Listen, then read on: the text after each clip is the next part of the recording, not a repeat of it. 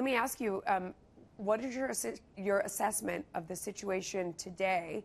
And, I understand now the Prime Minister is waiting, he's been briefed, and he's assessing hitting more serious targets.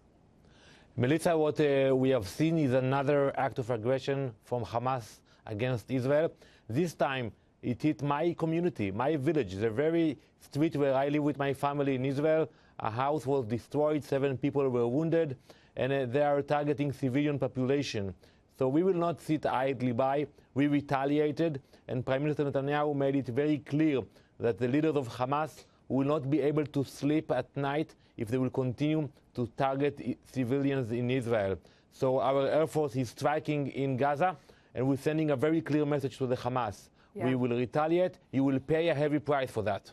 Cynics say that it's suspicious that this timing is right up against when the Prime Minister is up for re-election in 2 weeks, that he has been under siege by scandal, and that they are saying that it has come down to a choice between, do you feel so strongly about how he has protected Israel that you are willing to overlook his ethical shortcomings?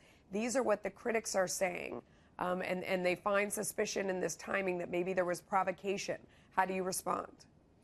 Well, I think we do not control the timing of the Hamas sending rockets into Israel. And every decision that the Prime Minister will take, people will blame him that it's a political decision. If he will act, if he will not act, the Prime Minister is committed to secure the safety of the citizens of Israel. And this is the only concern that guides him.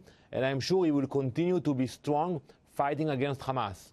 What role does the President of the United States play? He is meeting, obviously, they stood side by side at a podium, showing that solidarity, showing that the U.S. is standing behind Israel.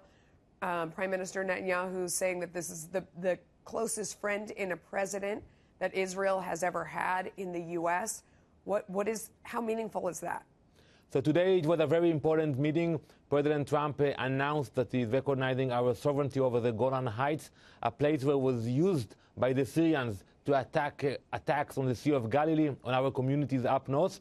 And it is not the first time that the president is supporting Israel. We saw it first when he decided to pull out from the Iran deal, and second when he moved the embassy from Tel Aviv to Jerusalem. So today it is the third act of support. We are grateful for that.